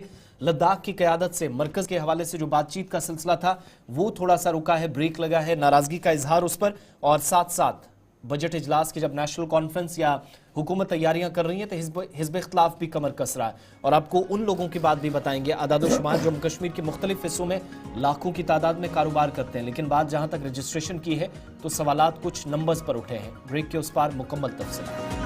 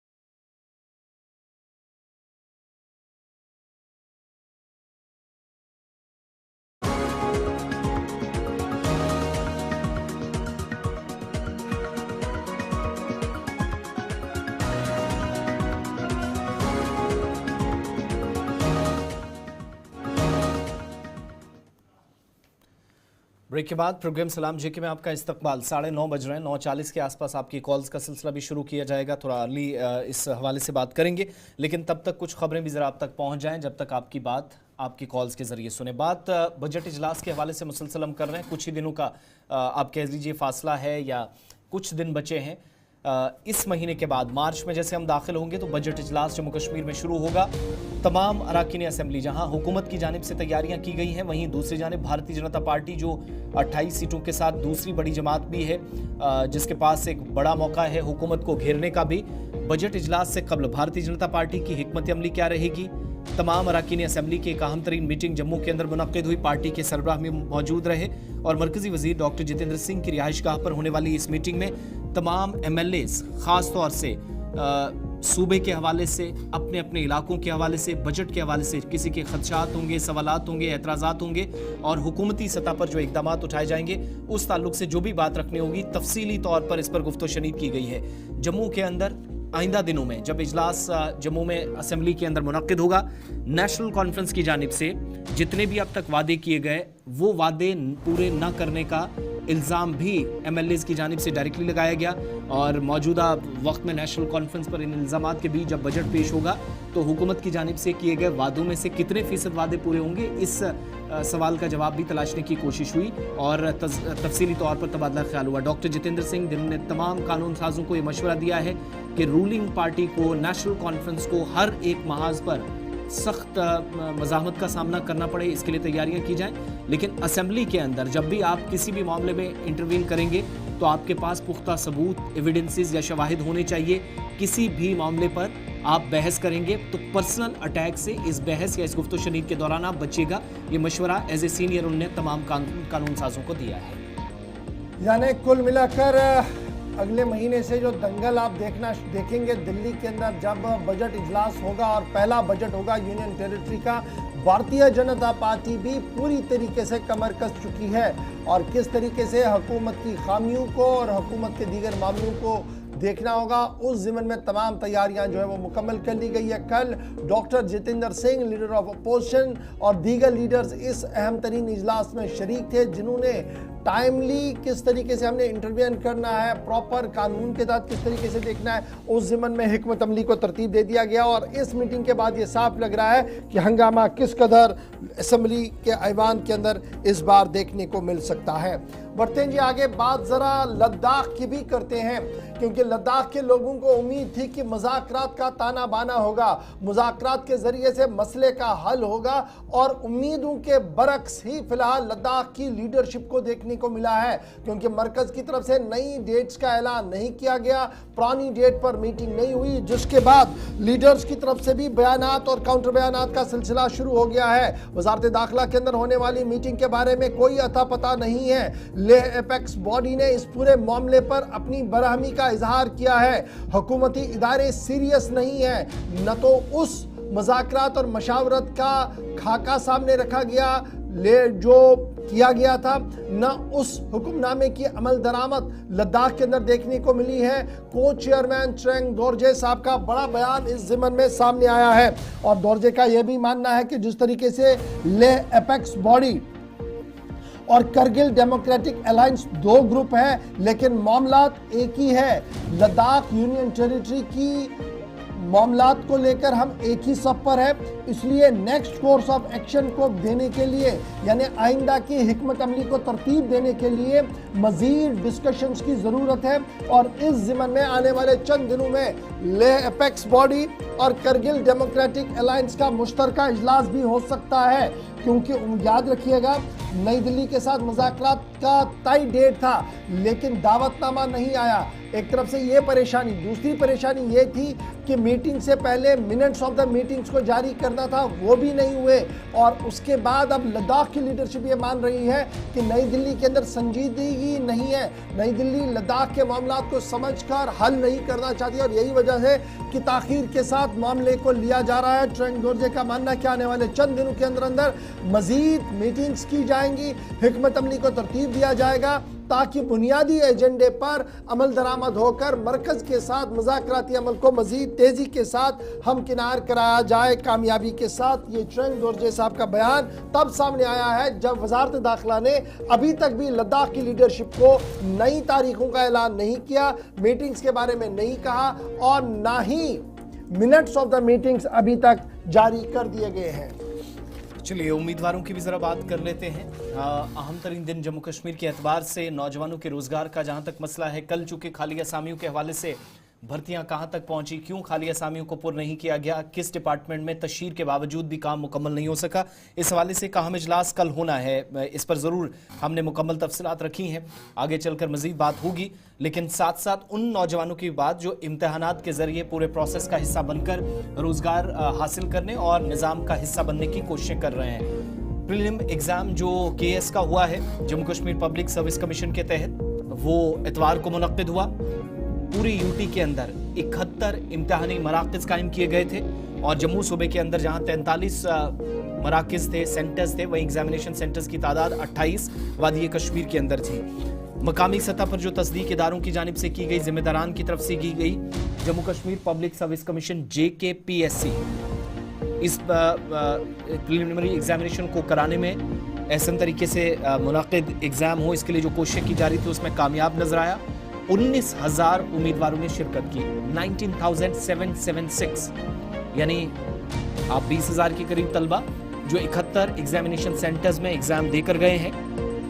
और इतलात के मुताबिक 43 सेंटर, जिनमें 4 राजौरी के थे, 2 डोडा में थे, 43 सेंटर्स जो जम्मू सूबे में थे। कश्मीर सूबे के अंदर 14 सेंटर्स श्रीनगर में, 5 अनंतनाग में, 3 बारामूला के अंदर और 31,655 जो रजिस्ट्रेशन हुई थी, जो कैंडिडेट्स आए थे इस एग्ज़ाम का हिस्सा बनने के लिए, जिनने फॉर्म भरा था। इनमें से 19,776 जो एग्ज़ाम में हाजिर हुए, अपनी हाजिरी को यकीनी बनाया।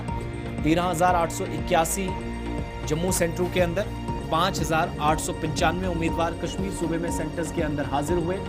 और JKPSC तर्जुमान के मुताबिक उन्होंने या JKPSC ने एग्ज़ाम या जो इम्तिहान है वो शफाफियत के साथ हो, कोई सवालात ना उठे, पर्चा अच्छे से हो जाए, इसके लिए जो इंतजामात किए थे उस पर इत्मीनान का इजहार किया गया। और चेयरमैन अरुण चौधरी और बाकी तमाम मेंबर्स बाज़ाब्ता तौर पर जितने भी इंतजामात किए गए थे, जो अरेंजमेंट्स थे, ज़ाती तौर पर उन्होंने सूरत हाल की निगरानी की। तमाम मराकज़ का तो दौरा नहीं पॉसिबल था, मगर कुछ मराकज़ पर गए। तर्जुमान के मुताबिक यहाँ तक कि मजिस्ट्रेट और 2 ऑब्जर्वर्स जो हैं वो हर एग्ज़ाम के अंदर पहले से अपॉइंट किए गए थे, तकर्री अमल में लाई गई थी। बुनियादी वजह इसकी ये थी किसी भी इलाके के अंदर जो शिकायत थी एग्ज़ाम्स के हवाले से वो दूर की जा सकें। और इस तरीके से 31,000 में से 19,776 नौजवानों ने KS का प्रीलिम एग्जाम दिया है 71 एग्जामिनेशन सेंटर्स के अंदर। और अब इसके बाद वो रिटन एग्जाम के लिए तैयारियां करेंगे, जिसके लिए आज से ही ये सिलसिला मजीद आगे बढ़ेगा। आगे बढ़ते हैं, जब तक आपकी कॉल्स की तरफ जाएंगे, बात अब जरा आज के दिन की भी करेंगे। थोड़ी देर में आपको बताना है कि आज TB के हवाले से तकरीबात पूरे मुल्क के अंदर होगी। वो जो टारगेट सेट किया है हुकूमत ने, वज़ीर आज़म मोदी की तरफ से, बाकी तमाम इदारों की तरफ से, वजारत सेहत की तरफ से, उसमें क्या पेशरफ्त हुई और जम्मू कश्मीर के भी कुछ नंबर्स। लेकिन उससे पहले ज़रा तामीर व तरक्की के कुछ बड़े मंसूबे जिनको बनाने और इस बात को यकीनी बनाने की कोशिश थी कि तामीर व तरक्की के लिए राहमवार हो, काम हो। मुतअद्दिद इलाकों की रिपोर्ट से आदाद शुमार आपके सामने वक्त गुजरने के साथ साथ हमने रखे हैं, लेकिन आज एक ऐसे इलाके की कहानी बताएंगे जो 24 से 25 बरस बीत गए और इन 24-25 बरसों में 5 चीफ मिनिस्टर जम्मू कश्मीर के बने, लेकिन मकामी आबादी की मुश्किलात जो इस दूर दफ्तादा इलाके के अंदर थी वो अभी तक खत्म नहीं हो सकी। शुमाली कश्मीर के ज़िला कुपवाड़ा की हम बात कर रहे हैं। ब्रिज की आप कुछ फोटोज या तस्वीरें हैं वो भी साथ साथ देखेंगे। रामहाल और करालपुरा के इलाके हैं और इस इलाके की आज के वक्त में हमारी जो जानकारी है कि पुल जो 24 बरस कबल जिसका मंसूबा बनाया था कि ये पुल तामीर होगा, मगर अभी तक ये पुल नहीं बन सका है। और सबसे अहम बात यह है कि मौजूदा वक्त में मकामी लोगों से जब बात की जाती है तो बताते हैं कि आधा काम हुआ, फिर छोड़ दिया गया, फिर बीच में कुछ टाइम काम शुरू हुआ, फिर छोड़ दिया gया, और एक हिस्सा जिससे आर पार लोग जाते हैं, जो आर्जी पुल या आप कह सकते हैं मुस्तकिल तौर पर कोई ऑप्शन नहीं है, उसकी हालत ठीक नहीं है। 5 चीफ मिनिस्टर्स गए, सिस्टम बदला, रियासत से यूटी जम्मू कश्मीर बन गई, लेकिन तमन चौकी बल का ये जो पुल है इसकी हालत वैसी की वैसी है जो 24 बरस कबल थी। साल 2001-2 के आसपास पेशरफ्त हुई, मगर आज 2025 में भी इस इलाके में 2 इलाके, खासतौर से रामहाल और करालपुरा के इलाके की कसीर आबादी जो मुश्किलात से गुजर रही है। साहिल शमीम गुलिस्तान नुमाइंदा हमारे साथ ज्वाइन करेंगे और इतलात ये हैं कि नाला कमन, तमना, हचमर्ग, फुलमर्ग, मलिकपुरा, रेड्डी चौकीबल, मारसरी, पंजगाम और मुलक्का इलाके 24 बरसों की एक तवील मुद्दत के दौरान निस्फ दर्जन से जायद ऐसे मकामात हैं जहां पर कोई काम ना होने की वजह से मुतासिर हो रहे हैं। साहिल शमीम, क्या मजीद तफसीलात हैं और इस पुल का ना बनना बुनियादी वजह या मसला क्या है?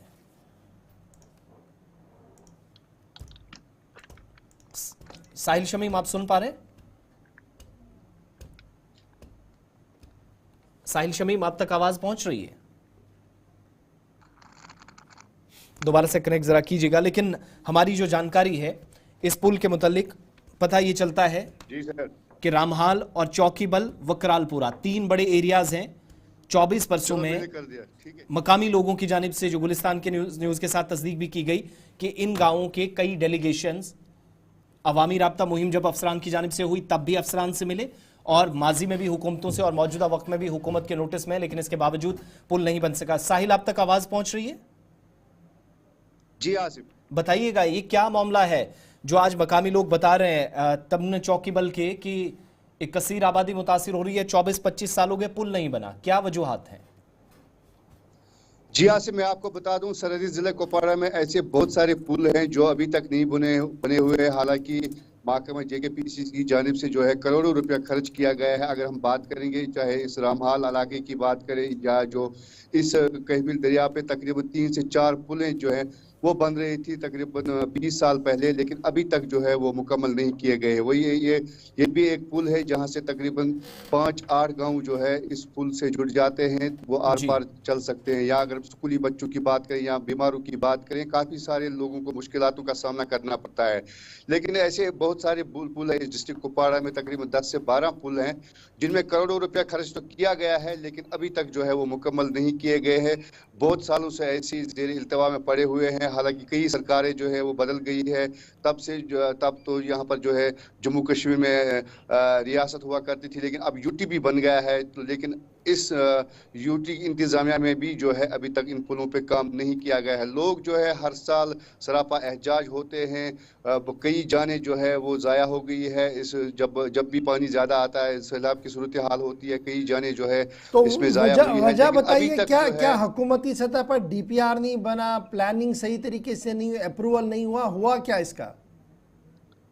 जी इशफाक साहब, मैं आपको बता दूं कि DPR तो बना हुआ था, फंड्स भी वागुजार किए गए थे। कहीं ना कहीं जो है महकमे के साथ साथ जो ये कंसर्न ठेकेदार है उनकी जो है लापरवाही की वजह से ये पुल जो है मुकम्मल नहीं हुए हैं। अगर हम बात करेंगे यहाँ पर एक पुल जो है बंगरगुड़ इलाके में वो पुल बन रहा है, तकरीबन उसमें जो है बताया जाता है कि तकरीबन 25 करोड़ रुपये उस पर खर्च हुआ है, लेकिन अभी भी जो है मुकम्मल नहीं हुआ। इसी तरह हथमुला में भी एक पुल है, हालांकि उसमें जो है थोड़ा सा काम अभी जो है बाकी है, लेकिन वो भी मुकम्मल नहीं हुआ। ऐसे कई सारे पुल बने हुए हैं यहाँ पर जो तकरीबन 20 सालों से ज़ेर इल्तिवा में है, करोड़ों रुपया खर्च किया गया है, लेकिन अभी तक मुकम्मल नहीं हुए हैं। जी चलिए, बहुत शुक्रिया साहिल शमीम हमारे साथ ज्वाइन करने के लिए। सरहदी जिला कुपवाड़ा जहाँ पर तरक्याती मंजरनामे को मजीद तेजी के साथ आगे बढ़ाने की जरूरत है। वक्त हो गया जी आपकी फोन कॉल्स का, लेकिन उससे पहले आपको बताते चले पूरे मुल्क के अंदर एक बड़ा अभियान छेड़ा गया है और ये मुहिम जो छेड़ी गई है ये है TB से मुक्त भारत। लेकिन जम्मू कश्मीर की सूरत हाल में कहीं ना कहीं तशवीश पाई जा रही है और नए सर्वे और नए आदाद-ओ-शुमार भी सामने आए हैं। अगर जब ये सर्वे मुसलसल चल रहा है, लेकिन अब तक ये पता लगा है कि एक बार फिर इजाफा दमे के मर्ज में मरीजों में देखने को मिला है। वजीर आज़म की तरफ से 100 दिन तक जारी रखने वाले TB इरेक्शन प्रोग्राम का आगाज कर दिया गया है जम्मू कश्मीर। लेकिन जब हम जम्मू कश्मीर की बात करते हैं तो ट्यूबरक्लोसिस के मर्ज में मुब्तला मरीजों की तादाद बढ़ती हुई नजर आ रही है और पिछले 60 दिन के डाटा को जब आप खंगालते हैं तो पता लगता है कि 500 यानी 2500 के करीब नए मरीजों का आगाज और इंदराज इस डाटा शेयर में हो गया है, जो पिछले साल के मुकाबले में थोड़ा सा ज्यादा अभी तक दिख रहा है। यानी पिछले साल के मुकाबले अगर 2 पेशेंट भी ज्यादा है तो ये मतलब ज्यादा है। 10 दिसंबर को कैंपेन को ऑफिशियली लॉन्च किया गया था जम्मू कश्मीर के अंदर भी, और 10 दिसंबर से लेकर 60 दिन का डाटा जब आप उनकी ऑफिशियल वेबसाइट्स को खंगालेंगे, जो नक्शे हैं, जो फिगर स्टेटस बताता है, वो ये बताता है कि जम्मू कश्मीर के अंदर 2534 नए केसेस जो है ट्यूबरक्लोसिस के आए हैं। और इस तरीके से नेशनल ट्यूबरक्लोसिस एलिमिनेशन प्रोग्राम जो है, इसके डाटाबेस को जब आप खंगालेंगे तो 2008 के मुकाबले में हमारे पास 2025 में केसों में इजाफा हुआ है, जो तशवीश के मानंद माना जा रहा है। तमाम माहिरीन और मुबस्सिरीन का मानना है कि इस वक्त श्रीनगर, बारामुल्ला, जम्मू और दीगर मकामात पर इस तरीके की मैन मशीनरी लगा दी गई है, जहां पर टेस्टिंग बड़े पैमाने पर की जा रही है, और टेस्टिंग के फौरन नताइज आने के साथ ही तिब्बी मुआयने के बाद उनको इलाज मुआवजा भी किया जा रहा है। जहाँ तक ट्यूबरक्लोसिस की बात करें तो इस ज़िम्मन में नेशनल कैंपेन वज़ीर आज़म साहब की तरफ से शुरू कर दी गई थी, और उसी कैंपेन का ये नतीजा है कि अब तक हमारे पास तकरीबन 2500 के करीब नए मरीजों का इंदराज ऑफिशियल वेबसाइट और डेस्क पर हो चुका है। चलिए खबर जरा पुलिस हुकाम के हवाले से भी आपके सामने रखें। देर रात के दौरों का एक सिलसिला भी देखा गया है। सरहदी सूरत हाल जिसको बेहतर बनाने की कोशिश फौज की जानिब से हुई है। पुलिस अथॉरिटीज़ भी अपनी जगह लगी हैं, और तब तक आप कॉल करना शुरू करें। चारों नंबर्स आपकी स्क्रीन पर आ रहे हैं, फ़ौरन से आपकी कॉल्स लेते हैं। लेकिन एक खबर, पुलिस हुकाम ने मुतअद्दिद इलाकों में सूरत हाल का जायज़ा लिया है, और CRPF फौज की जानिब से भी लाइन ऑफ कंट्रोल के आसपास मौजूदा वक्त में सूरत हाल कैसी है, इसका तफसीली जायज़ा देर रात लिए गए। DIG जम्मू सूबा भीम सिंह टूटी, जिनकी तैनाती के बाद ये पहला दौरा होगा मकामी नौजवानों, बिलखुसूस जो फौज के जवान हैं, पुलिस के जवान हैं, उनके साथ मुलाकात की है, तफसीली बातचीत उन्होंने की है। इसके अलावा इतलात के मुताबिक DIG Jammu south range Shiv Kumar, इसके अलावा दीगर अफसरान भी IGP के हमरा लाइन ऑफ कंट्रोल के इस इलाके में गए। इतलात जो मौसूल हुई हैं कि देर रात गए, सिक्योरिटी सूरत हाल का तफसीली खाका उन्हें जब पेश किया गया तो ये भी बताया गया कि LOC के आसपास, जहां इन दिनों पिछले कुछ दिनों के दौरान हमने देखा लैंड माइंस या सरहदी इलाकों के अंदर जो सीज फायर वायलेशंस हुई, उसके मुतालिक भी उनको जानकारी दी गई है। तमाम एरियाज़ के अंदर AOR जो एरिया ऑफ रिस्पॉन्सिबिलिटीज़ हैं, IGP की तरफ से इस बात पर जोर दिया गया कि जहां पर भी ढांचे की मजीद बेहतर बनाने की ज़रूरत है उस पर तवज्जो दी जाए।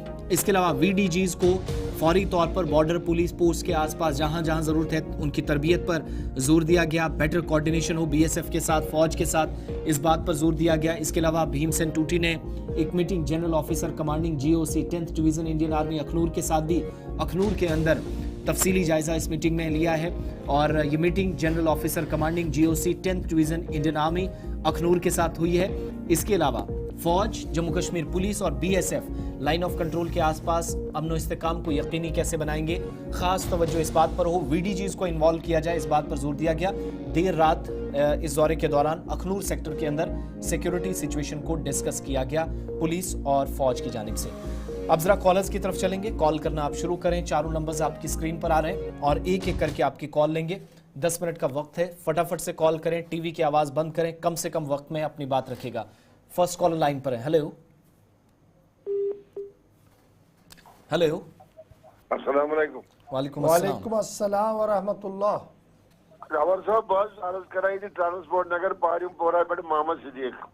जी मोहम्मद सिद्दीक साहब, अर्ज छुम इत पड़न अख ट्रांसपोर्ट सेक्टर गुड्स ट्रांसपोर्ट अहन ये माल बर्दारी कर और जना माल योर माल अहन अत जनाब बेड़ी सोरे सड़क वड़क डैमेज अत करो रिक्वेस्ट गवर्नमेंटस आखिर वत अत पे कि अत गई 13 करोड़ रुपये सैंक्शन अपग्रेड के लिए। वह जनाब बेड़ी कर रिक्वेस्ट दोपक ये कम लग ड्रेन बनाने ड्रेन बनावा फट नलक सारी।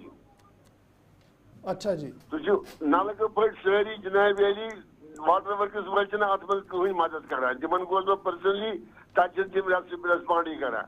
वो मे अर्ज अ चीज 13 करोड़ रुपये गन जाय अगर अत सड़क बन नलक फटम तत आब ढेर नतीजे नेर रपे 33 करोड़ गजन जाय कौमी सरमाय गई जाय नत गई वार वत लगन कर अत मज रोला कह मेहरबानिया कर चलो इंशाल्लाह जरूर यह बड़ा अहम मामला टैक्स पेयर और तह वोत वारिया काल अत लड़ान कि यह मामला गोस हल गसन लेकिन मे उम्मीद कि रियासत के वज़ीर आला जो प्लानिंग डिपार्टमेंट के भी इंचार्ज है और फिर जावेद राना साहब जो जल शक्ति डिपार्टमेंट के भी वज़ीर हैं उनकी नोटिस में इस मसले को लाया जाए कि जनाब करोड़ों रुपया तो अब लगा रहे हैं लेकिन अगर ऊपर ब्लैक टॉपिंग हो गई रास्ता बन गया और नीचे वाली पाइपें उसी तरीके से फट गई है जो लीकेज है वो होता रहा है तो ये सड़क कल दोबारा से टूटेगी और ये करोड़ों रुपया जो हम लगा रहे हैं इसका 2 महीने भी इंतज़ार नहीं करना होगा। 2 महीने के अंदर अंदर ही ये सारी एक बार फिर उखड़ सकती है। मुझे उम्मीद है कि हुकूमती इदारे आपके इस जेन्युइन डिमांड को ज़रूर सुनेंगे और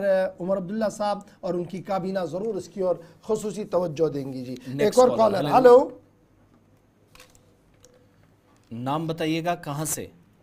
हेलो जी जी, मैं यहाँ जहूर अर्ज कर रहा हूँ लाल बाजार से। जी जहूर साहब।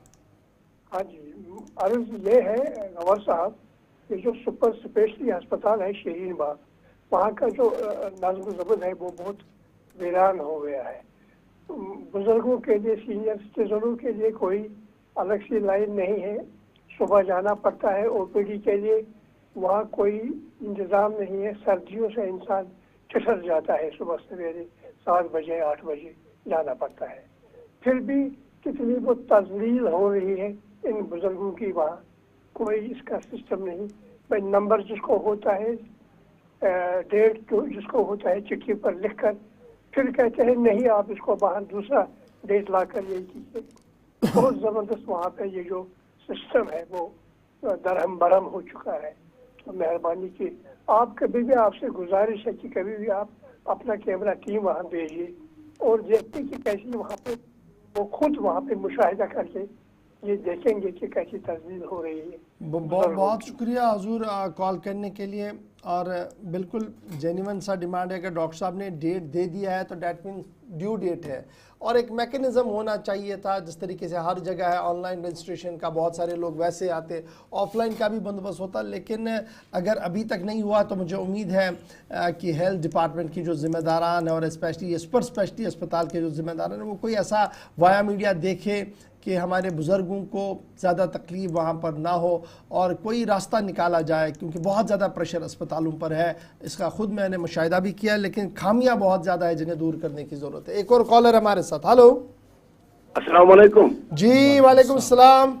बहुत मोहम्मद शफी गिली कंदल जून मर पे ये पचमस मज यह यह प्रोग्रामस मज BSNL टावर यह बिहत आसान यह टावर आसान बिहत ना नेट चलान ना कह चीज चलान। वनकस डिजिटल जमाना बह गयस यह पान तमखान और BSNL ऑफिस शहर मगर टिल डेट तथा कहें ये डिफंग वहाँ नंबर कोर्मुत कैंसल चूंकि यह हर कुछ जाए फॉरवर्ड कोर्मुत, चाहे सह यह राशन डिपो या गैस मसलु या बैंक अकाउंट यह सारे जाए सबमिट कोर्मुत। वन तो मेहरबानी कर क्या चलान, यह क्या प्रॉब्लम सठा शुक्रिया इस कॉल करने। एक और कॉलर है जी। हेलो। हेलो जी आदाब। आदाब सर। आदाब। गौर सर, एक्चुअली मैं जम्मू से बोल रहा हूँ। जी जी जी। तो सर आपको पता होगा 16/8/2023 को कुछ फाइलें उठाई थी SDM ऑफिस से क्राइम ब्रांच ने जी। तो उसके बाद में उन्होंने फाइलें कोई 800 फाइलें जो ऑलरेडी जमीन जो नाम पे हुई थी, तो उसमें स्टैंप ड्यूटी का कोई घपला हुआ था। स्टैंप ड्यूटी पता नहीं वो वकील के थ्रू हुआ था, किसके थ्रू हुआ था जी। तो वो अभी 2 साल हो गए उस केस को। 2 साल तक वो केस अभी ऐसे ही है, अभी तक कोई उस पर ये कार्रवाई नहीं हो रही, कुछ नहीं हो रही। हम जो जिन्होंने जमीन बेचारे जिन्होंने जमीन लेके अपने पैसे सारे दे के वो फंस गए, तो उसके ऊपर किस पे कार्रवाई करनी है, क्या करना है, अभी कोई उस पर कुछ नहीं हो रहा। तो प्लीज इस मसले को थोड़ा आगे लेके आइए। हम आम गरीब आदमी फंस गया, गरीब आदमी की जमीन के कागज उन्होंने पकड़ लिए हैं क्राइम ब्रांच। चले, मुझे उम्मीद है कि इन्होंने किया है और क्राइम ब्रांच डिपार्टमेंट आपकी आवाज़ को सुने और ज़रूर लेफ्टिनेंट गवर्नर के दफ्तर तक भी इस फरियाद को पहुंचाया जाएगा ताकि मसले का किसी न किसी तरीके से हल निकाला जा सके। एक और कॉलर। हेलो। हेलो। अस्सलाम वालेकुम। जी वालेकुम सलाम। हेलो जी जी बताएं। हमारे अर्ज है। हेलो वनी मज तुज आवाज से मैं कहते पे छु। हेलो विशाल मोर पे अहन हज वनियो। अजो ये प्रॉब्लम होने नु जबरदस्त। अहन हज बेट टावल होने अपशिन जमा पकने शा बाग दीवार पेट की शालमर बाग पेट की। अहन हज तगे जी जबरदस्त प्रॉब्लम होने ने मेहरबानी कर के दवा या सही ददोर के सदा शुक्रिया कॉल करने बापत ये मसले छु न अकेला को क्या बल्कि छु दुरुस वादी हुन दुरुस जमुक बल्कि सोन स्टाफ मेंबर तो अत अंदर पतमिन कैंसन दोन अंदर है आमुत बिल्कुल यह ग्रेव इशू बोड़ मामला लेकिन यथ पे इदारन हज खामोशी अम पे बेबसी असर हर तरफ गसान और मे उम्मीद कि अख मैकेनिज्म गोस बन ये मैकेनिज्मस तहत सोरी मामले हल गया कुन नत कुन तरीके। एक और कॉलर दीजिएगा। हेलो हेलो हेलो जी टीवी की आवाज बंद कर लें। हेलो जी हेलो जी सलाम वालेकुम अस्सलाम जनाब एक रिक्वेस्ट थी मुझे कि ये जो बीएसएल वालों ने आज नया ये कुछ निकल जिन लोगों को 50 साल से लैंडलाइन चल रहा है उनको ये मसला है कि वो कह रहे हैं कि इसको आप तब्दील कर लीजिए इसमें लगवा दीजिए। आप जो बेचारा जो फैमिली के लोग वो अफोर्ड नहीं कर पा रहे हो तो ऐसी स्कीम निकाले ताकि उनको इंटरनेट के बगैर भी अपना नंबर। ये लोग मजबूर क्यों कर रहे हैं इसको करने के लिए इसको इंटरनेट पे इन लैंडलाइन नंबर्स को बीएसएनएल को। अच्छा ये कह रहे हैं कि ना लैंडलाइन के बदले इंटरनेट के जरिए से मोबाइल को चलाएं अपने लैंडलाइन को चलाएं। हाँ लैंडलाइन को चलाएं वो तो बिल्कुल नाइंसाफी है। आप जिनके देखिए हम जैसे कंज्यूमर्स हैं 50-60 साल से हमारा नंबर चल रहा है। बिल्कुल इसमें कोई रास्ता तो होना चाहिए था। ये बीएसएनएल क्यों इस तरीके से कर रहा है देखना पड़ेगा। बहरहाल आपने आवाज़ उठाई है मरकज़ी हुकूमत के ज़ेर गौर भी यह मामला ज़रूर होगा क्योंकि पिछले कई दिनों से इस तरीके की शिकायतें बीएसएनएल को लेकर आई हैं। लास्ट दो कॉल इस प्रोग्राम के ले लेते हैं जी। हेलो हेलो जी अस्सलाम वालेकुम गुरु साहब। वालेकुम अस्सलाम जी। सर मैं जम्मू से बोल रहा हूँ। जी जी जनाब बताएं। हमारी गाड़ी श्रीनगर सुपर चलती है, बंद कंटेनर गाड़ी है, ड्राइवर ने यूनिफॉर्म डाली है, सब कुछ ओके, नई गाड़ियां हैं, चलान पे चलान चलान पे चलान। ये क्या करें? इन पे कोर्ट केस करें क्या करें? चलान मतलब वो जो ऑनलाइन चलान आ रहे हैं वो आ रहे हैं। हाँ जी दुनिया भर के चलान, एक चक्कर में 2 चलान। जम्मू सुपर चलती है, कभी लिख देते हैं ओवर स्पीड। कौन सा रोड है ओवर स्पीड वाला? हेलो जी जी बिल्कुल आपकी आवाज आ रही है, आप बताएं। हाँ बताएं ना क्या करें? गाड़ी का इतना टैक्स दे रहे हैं, रोड टैक्स दे रहे हैं, जीएसटी दे रहे हैं। तो आपको लगता है कि जो आपको क्या आपको ये लगा कि आपको जब ये चालान के डॉक्यूमेंट्स आए ये सही नहीं है? सर 2 साल हो गए, 2 साल में 1 साल में पूरे डॉक्यूमेंट ओके हैं गाड़ियों के। एक बार मेरे ख्याल से ना आप एक बार इन जिम्मेदारों से भी देखिए, कभी कभार टेक्निकल एरर्स की वजह से भी इस तरीके का होता है। एक बार देख लीजिएगा ये इशू, और नहीं होता है तो फिर तो ये जेन्युइन इशू बनता है कि जनाब आप किस तरीके से ये कर रहे हैं। फिर तो अदालत के बिना आपके पास भी कोई चारा नहीं है। चलिए जनाब बहुत बहुत शुक्रिया जी आप सबका हमारे साथ ज्वाइन करने के लिए, बात रखने के लिए, इस उम्मीद के साथ कि हुकूमती इदारे आपकी आवाज़ को सुने, मसले को सुने और हल निकालने की ओर एक छोटी सी कोशिश करें ताकि इस प्रोग्राम का बुनियादी मकसद भी कहीं ना कहीं हल हो सके। चलते चलते ज़रा मौसम के मिजाज पर भी एक नज़र डालते हैं और आपको बताते हैं कि रात जम्मू कश्मीर और लद्दाख यूनियन टेरिटरी के अंदर किस तरीके से गुजर चुकी है। श्रीनगर सबसे पहले, जहां पर रात का कम से कम दर्जा हरारत 0.2 डिग्री सेल्सियस रिकॉर्ड किया गया है। काजीगुंड के अंदर -1.0 डिग्री सेल्सियस रिकॉर्ड किया गया है रात का कम से कम दर्जा हरारत। कुपवारा 0.5, पहलगाम सरतरीन इलाका भी रिकॉर्ड किया गया जहां पर -3.2 और गांदरबल के अंदर -0.5 डिग्री सेल्सियस रिकॉर्ड किया गया। आज तमाम स्टेशन पर बारिशों का इम्कान है। बांडीपोरा 0.3 माइनस में है, मैंने -0.3, बारामूला 1.4, पुलवामा -1.5 यानी -1.5, बड़गाम के अंदर -0.6 और शोपियां के अंदर भी -2.1 डिग्री सेल्सियस रात का कम से कम दर्जा हरारत रिकॉर्ड किया गया है। जम्मू आएंगे तो शहर के अंदर आपको धूप दिखेगी, 10.2 डिग्री रात का कम से कम दर्जा हरारत रिकॉर्ड किया गया। Samba 7.5, Katra 10.5, Ramban 10 4.0 degree Celsius record किया गया और किश्तवाड़ के अंदर 4.5 डिग्री सेल्सियस आज रात का कम से कम दर्जा हरारत रिकॉर्ड किया गया है। उधमपुर आएंगे तो 7.0 degree, Poonch 7.7, Ladakh union territory की बात करेंगे तो करगिल के अंदर थोड़ी सी बेहतरी, -3.0 डिग्री सेल्सियस करगिल के अंदर, लेह के अंदर -2.1 डिग्री और द्रास में भी बेहतरी है जहां पर -5.0 डिग्री सेल्सियस रिकॉर्ड किया गया है रात का कम से कम दर्जा हरारत। तो दर्जा हरारत की इस खबर के साथ ही हमें इशारा हो रहा है कि आज के प्रोग्राम को यहाँ पर किया जाए वाइंड अप, यानी आपसे लिया जाए रुखसत, इस उम्मीद के साथ कि कल 8:35 पर सुबह आपके सामने फिर हाजिर खिदमत रहेंगे। प्रोग्राम रहेगा सलाम जेके। अपनी नेक दुआओं में हम सबको याद रखिएगा, लेकिन खबर, तजिया और तबसरा गुलिस्तान न्यूज़ पर लगातार जारी रहेगा। छोटा सा वक्फा।